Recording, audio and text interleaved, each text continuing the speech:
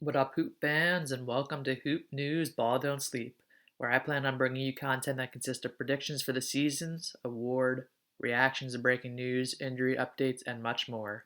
With the season being right around the corner, my first video is going to be an Eastern Conference standing prediction. So, let's get started.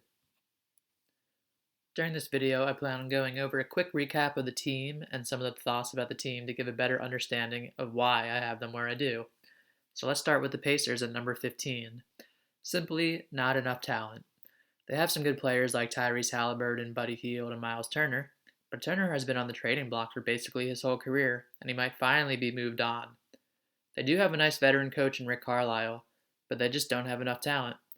They're all in on the Victor Wembanyama tank train. Honestly, it's not a bad idea. This dude is the truth, and maybe the best prospect that we've ever seen. At number 14, I have the Orlando Magic. They added Banchero with the number 1 pick in the draft, and they have a bunch of young players under 25 like R.J. Hampton, Jalen Suggs, Franz Wagner, Wendell Carter Jr., Markel Fultz, and a whole bunch more, but they simply don't have enough veteran leadership on this team. Their oldest player is Terrence Ross, and he's only 31, and to be a successful team, you really need some proven vets on the roster. At number 13, I have the Charlotte Hornets. I love LaMelo's game, but I don't love the Hornets roster. At this point in time, they're out with Miles Bridges, and who knows how that situation is going to play out. They also didn't do much to improve. They added some young guys to the roster like Mark Williams from the draft, Dennis Smith Jr., and even LiAngelo Ball, but I can't count on Williams making an impact as a rookie, and I'm not expecting much from the other guys. They hired Steve Clifford in the offseason, and I do like Steve Clifford, but this hiring feels like a lateral move. Did they get a much better coach with Steve Clifford? I don't watch them closely enough, so maybe they'll prove me wrong, but as of now, I'm not seeing it. At number 12, I have the Washington Wizards. The Wizards have an interesting roster with a lot of vets, but they need Bradley Beal to be healthy. I wouldn't be surprised if they climb the standings a little bit, but the East got really good really fast. Can Will Barton be enough to make up for the pieces that they had to trade away? And can Kyle Kuzma take another jump? If he can, then this team will definitely be more in the middle of the pack in the standings. At number 11, I have the Detroit Pistons. I'll start out right away and say up front, I really like this Pistons team. Cade Cunningham is a really fun, exciting, great young player. Jaden Ivey is a top 5 pick from the draft who will add to a young core that already includes Sadiq Bey, Killian Hayes, and Isaiah Stewart. The team had a very solid offseason. I already mentioned that they got Jaden Ivey in the draft, but they also traded for Alex Burks from the Knicks, Bogdanovich from the Jazz, and signed some vets like Nerlens Noel and Kevin Knox, who is still young but has been around for a few years. They did trade away Jeremy Grant and Kelly Olynyk, both solid to good players. Dwayne Casey is a formidable coach, and I expect them to be a great watch all season. They're still a few pieces away from competing, but have a great chance to compete in the play-in game this year.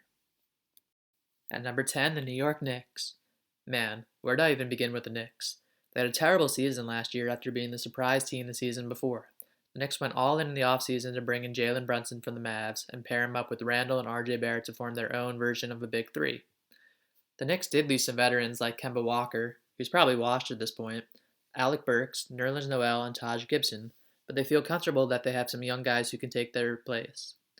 If the Knicks are going to climb up in the Eastern Conference standings, they're going to need to see improvement from Obi Toppin, Jericho Sims, Emmanuel Quickley, and RJ Barrett. You can even include Cam Reddish in that group, although I am uncertain of what his role may be. Keep an eye on this team as the season progresses. At number 9, I have the Chicago Bulls. Now this is where the standings start to get hard for me. I'm putting the Bulls at 9 after being a top 6 team last season. The Bulls have DeMar DeRozan and Zach LaVine, who are big-time players and will carry the team far, with solid players around them like Vucevic, Caruso, Colby White, and Andre Drummond. But what's up with Lonzo? He's having some knee issues, and his status for the season is up in the air. No matter what you think of him, it's not easy to replace your starting point guard all season. Outside of the top 7 or 8 players, I don't think this team is deep enough or did enough in the offseason to go higher in my list. Unfortunately for the Bulls, the East is pretty competitive this year. At number 8, I have the Toronto Raptors. Scotty Barnes is the truth. He's going to be a problem for years to come. He's already very good defensively and a pretty good playmaker for his size. Once his jump shot becomes slightly more consistent, he will be an all-star for years to come. In the offseason, the Raptors signed superstar Bo Cruz. Okay, I'm kidding, but their offseason was pretty decent. They brought in Otto Porter Jr. to slide in perfectly for their team of tall, defensive, lengthy monsters, signed DJ Wilson, and drafted Koloko at 33. I'm not sure if Ron Harper will have a serious role on this team, but they signed him after going undrafted, and he is very impressive in college. They did all of this while bringing back some in-house talents like Chris Boucher and Thad Young, who they acquired at the trade deadline last year. I expect this team to honestly end up higher than 8, but for now I'm putting them there because of some of the trades that the Cavs and Hawks made in the offseason. And speaking of the Atlanta Hawks, that's who I have at number 7 on my list. After a disappointing season, they made a blockbuster move to acquire Dejounte Murray from the Spurs. A backcourt of Trae Young and Murray is terrifying to go against. John Collins is still a good player, but will he be in Atlanta all year? Could he be moved to fill out the roster and maybe some weaknesses that unfold during the season? To get Murray, the Hawks did have to trade away some valuable depth like Danilo Gallinari, along with a boatload of picks. Kevin Huerter is now a king, and Lou Williams and Dion Wright are both gone. Will Atlanta have enough depth to become a serious contender in the East? Only time will tell. My 6th seed in the East is the Cleveland Cavaliers. The Cavs finished 9th last year and decided to make a big splash and trade for a young star in Donovan Mitchell. With Jared Allen, Evan Mobley, Darius Garland, Kevin Love, and Mitchell, you have a good nucleus of young players and vets who are looking to help the Cavs take a leap. The Cavs brought some solid vets to this team by signing Ricky Rubio, Robin Lopez, Raul Neto, and Sharif Cooper, who's a young player with some upside. In a different season, the Cavs would be a top 4 team in the East, but like I said throughout this video, the top of the East is going to be insane, and the whole East as a whole is really going to be a battle. At number 5, I have the Brooklyn Nets. Now I know what you're thinking, number 5, isn't that low? Well, the Nets are only a 5 because I'm taking into consideration that they may get hurt at some point in the season. Kyrie and KD haven't been healthy lately, and even though Ben Simmons has been healthy for most of his career, he is coming off a back injury, or whatever his camp wants to believe. If this team stays healthy, they're a top 3 team in the East. Outside of the superstar names that everyone knows, the Nets still have sharpshooters like Seth Curry, Joe Harris, who's returning from injury, Patty Mills, and Royce O'Neal. Nick Claxton is an exciting young player that the Nets are expecting to take the next step forward in his career, and we can't sleep on TJ Warren, who was out all last season. TJ Warren, in my opinion, is one of the biggest low-cost, high-rewards type of players. I'm not 100% sold on Steve Nash either, and I think if you ask Net fans, they'll tell you the same thing. But when you have top players like KD, Kyrie, and debatably Ben Simmons, you're going to win a lot of regular season games just on talent alone. At number 4, I have the Miami Heat. The Heat culture is a real thing, let's not get it twisted. Jimmy Butler's a beast, well, besides his shooting threes apparently. Bam Adebayo is one of the more underrated centers who is trying to expand his game to the three-point line, and Kyle Lowry at this point is a wild card for me. We know what he's done in the past, but last year he was just not right. Can he rebound back to his old status? Losing PJ Tucker to the Sixers will sting a bit, but Miami does a remarkable job of getting the best out of their players and finding diamonds in the rough, such as Duncan Robinson, Max Strus, Gabe Vincent, and more. If Tyler Hero continues his steady game and some of the young guys step it up, this will be a dangerous team. Don't sleep on Nikola Jovic either. He looks like a promising young rookie. The Heat are always going to play hard, and they have one of the best coaches in the game, and to me, that's a recipe for success. At number 3, I have the Philadelphia 76ers. I'll let it be known now that I am a Sixers fan, but I don't think I'm being biased on my prediction. The Sixers, led by Embiid and Harden, have potential to be a top duo in the league. Maxey looks like he continues to improve and is making teams that pass on him in the draft pay for it.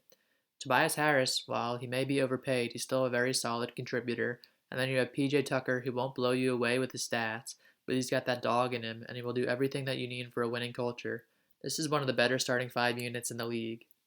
The Sixers had a strong offseason getting DeAnthony Melton from the Grizzlies for Danny Green and signing vets to fill out the bench like Daniel House and Montrezl Harrell, all while really losing out on Danny Green.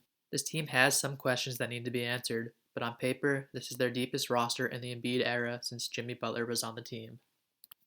The X factor for this team, to me, is Doc Rivers and James Harden. I think Doc Rivers is one of the more overrated coaches in the game, and Harden has a lot of doubters. At this point in time, Harden appears to be in great shape. At the end of the day, you are happy with whatever version of James Harden that you get compared to having Ben Simmons rot on your bench and wasting a roster spot and a max contract. If Embiid is healthy come playoff time, the Sixers have a very legit chance to make it out of the East. At number 2, I have the Boston Celtics. Yes, I still have the Celtics at number 2 despite not having Ime Udoka this season. I think the Celtics roster is talented enough not to skip a beat without him. Could I be wrong? Well, absolutely. This is my team that I am the least certain on where to put them. because of this whole coaching situation. Led by Jason Tatum and Jaylen Brown, the Celtics team has two young leaders who can get you a bucket when you need it.